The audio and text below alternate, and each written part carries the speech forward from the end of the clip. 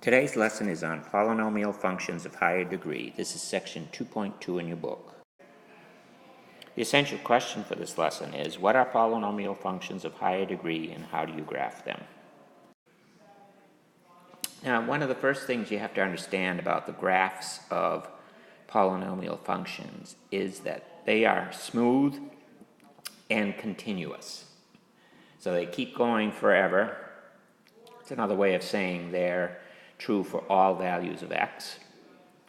And they're smooth, okay? There are no sharp points. There are no discontinuities. It is a smooth, continuous line. Now, the general form of a polynomial function looks something like this. F of x is equal to a sub n x to the n plus, and it keeps on going all the way down to a sub 1x plus a sub 0.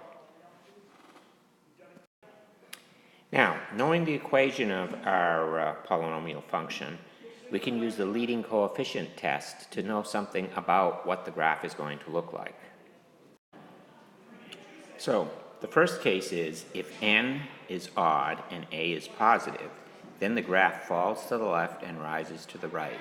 You might think of this as being like a linear equation which has a positive slope, okay? It goes from left to right, up, okay? There may be some transitions in the middle there depending on how large a value n is, but basically the equation goes from lower left to upper right.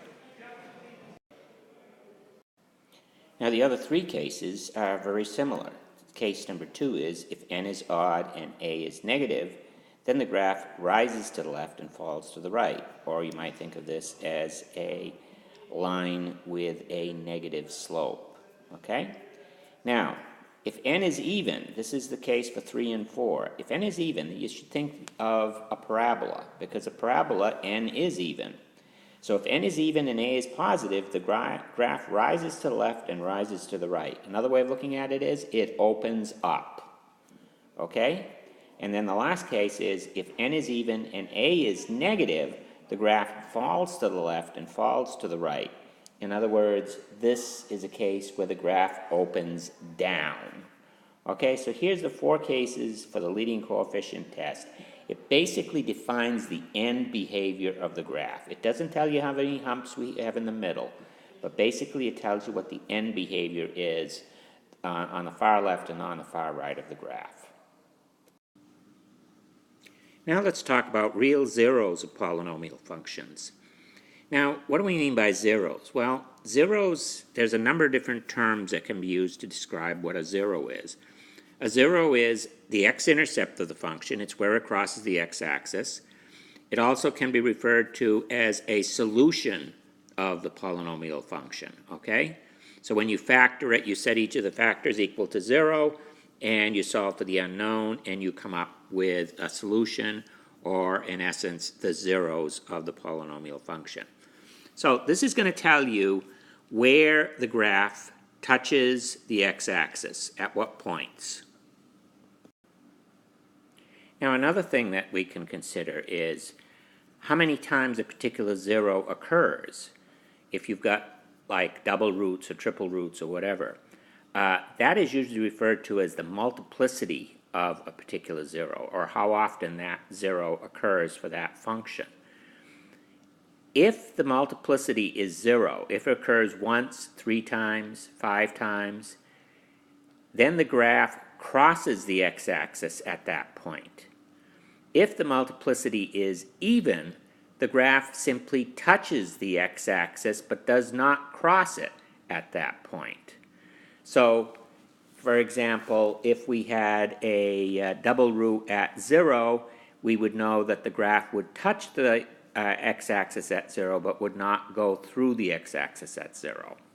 Okay, similarly, if there was a single occurrence of 1, 0 at x equals 0, then we would know that at x equals 0, the graph would cross the x-axis at that point. So now let's use what we've learned in an example and try and graph a particular function. So here's our example. F of x is equal to minus 2x to the fourth plus 2x squared. Well, initially we know that a is equal to negative 2 and n is equal to 4. So this tells us a lot about what the graph is going to look like in terms of the leading coefficient test, okay? We know that a is negative and n is equal to 4. So therefore this is going to fall to the lower left and is going to fall to the lower right. So very similar to a parabola that opens down. So that much we know initially. So now let's find the zeros. So we're going to take minus 2x to the fourth plus 2x squared and set that equal to 0 and solve for x. So initially we're going to factor out what is common here, and what is common is minus 2x squared, which is going to say minus 2x squared parentheses x squared minus 1 parentheses equals 0. Now we're going to set, we can factor x squared minus 1 to be the following.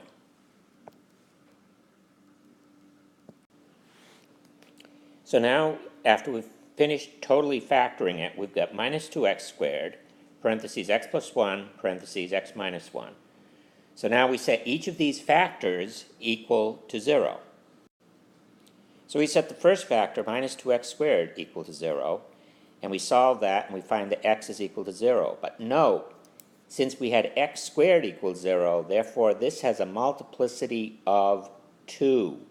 So that the graph is going to touch the x-axis at x equals 0, but it's not going to go through it.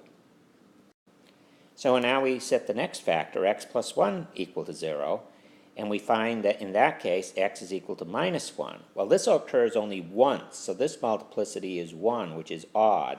So we know at x equals minus 1, the graph goes through the x-axis. Now we take the last factor, x minus 1, and set that equal to 0, and we get x is equal to positive 1, but again with a multiplicity of 1. So now we know from the leading coefficient that this is going to start lower left, end lower right, because the a is equal to minus 2 and n is even. We also know the zeros, so we should be able to take and graph this function. So let's start with the zeros, okay? Now, the graph I'm using here, I'm going to just expand it so that we can see a little bit more detail. And 10 units or 10 blocks is going to equal 1. So we know it goes through the origin, so we got an x at 0. We know it goes through minus 1, so I got an x at minus 10, which is actually minus 1 for our purposes here. And another x at x equals 1, which is over here on the right. Now, I know it starts in the lower left, so therefore I know it's somewhere down here that it's going to start. I also know that it's going to go through the x-axis at x equals minus 1. And then it's going to go up, and then it's going to touch the x-axis again at x equals 0, but it does not go through it. So it's going to flatten out there, go back up, and it's going to go through at x equals 1 and go again down to the lower right. So this is basically what my graph is going to look like. Now, I don't know the exact values of the maximums here, but this is the general shape of the graph, which we can get by knowing the zeros and using the leading coefficient test.